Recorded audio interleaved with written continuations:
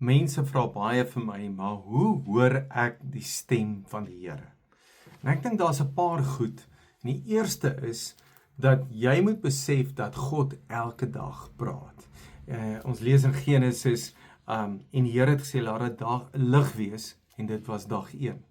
En toe sê die Here, laat die water skei, dit was dag 2. Toe sê hy, laat die aarde en die water uit mekaar skei, dis dag 3. En toe sê hy, laat daar bome wees en plante wees, en dis dag 4.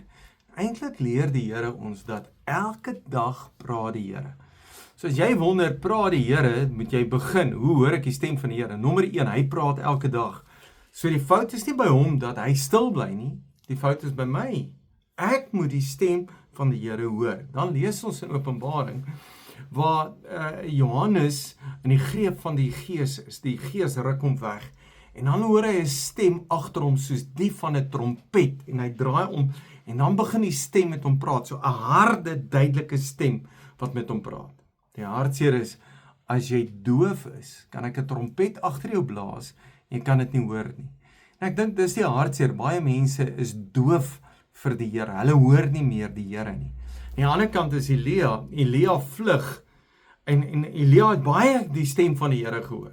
En toe sien ons dat hier's 'n wind, en God was nie daar nie, en daar's 'n aardbewing, en God was nie daar nie, daar's 'n vuur, en God is nie daar nie, en toe is daar 'n sagte breesie, en toe Elia dit hoor, toe bedek hy sy gesig, en hy weet die Here is hier, en die Here praat met hom, vra vir hom, wat maak jy hier, Elia? So God praat aan die een kant met soos 'n trompet, maar aan die ander kant praat die Here saggies, soos 'n wind wat praat, en wat vir my mooi is, Elia het die stem van die Here geken. Elia het geweet, die Here gaan nou met hom praat. Hy het geweet, dis God wat nou hier praat. En hoe praat God? God praat hier binne in ons. Dis 'n wete, 'n conscience, 'n bewustheid hier binne in my. En dis baie belangrik, dat God praat met my gewete, saam met my gewete. So as jy wil hê, dat God met jou praat, maar jy eerste weet, God praat elke dag, maar tweede ding is, hou jou gewete skoon. As jy moet iets bely dit voor die Here. Maak dit reg met die Here. As jy iemand moet vergewe dit. As jy geld gevat het, vat dit terug. As jy oneerlik wees, gaan praat die waarheid. Maar kom, laat jou gewete skoon kom, sodat God met jou praat. Ons dink baie keer, dat ons hierdie lewe kan hê, en 'n ander lewe, en God sien nie hierdie lewe nie. Mense sien nie altyd jou geheime lewe nie. Hulle weet nie wat in jou hart aangaan nie. Maar God ken die diepte van my hart. So ek kan maar eerlik met die Here wees, want ek kan niks vir die Here wegsteek nie. Ek kan 100% eerlik wees, want die Here ken my, hy sien my, hy weet wie ek is.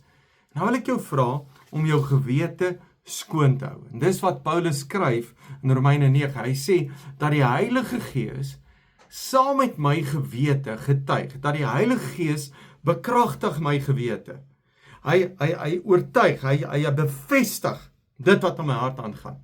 Dis wat jy moet verstaan. God praat hier, praat binne in jou. Dan gaan jy môre, Vrydag leer, nog 'n belangrike ding, hoe God praat.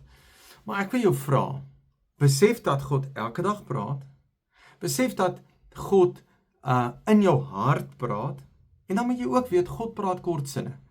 Ek let op vir kortsinne. Dan praat God partykeer hard en duidelik, maar ek dink die meeste van die tyd, terwyl ek nog op hierdie aarde is, praat so God saggies.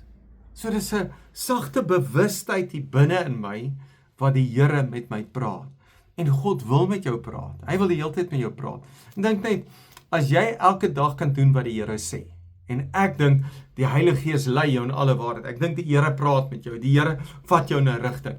En praat met die Here, sê vir die Here wat jy vandag gaan doen. Dan gaan jy agterkom hoe God met jou praat. Hy wil met jou praat. En gee ag om op die Here te praat. Maar hou jou gewete skoon. Dankie dat jy iemand is wat na die Here soek. En God se woord is belangrik in jou lewe. Jy's nie soos 'n goddelose wat leef sonder God nie. Jy's iemand wat na God soek. Dankie dat jy die Here dien. Dankie dat jy luister. Jy's 'n great blessing.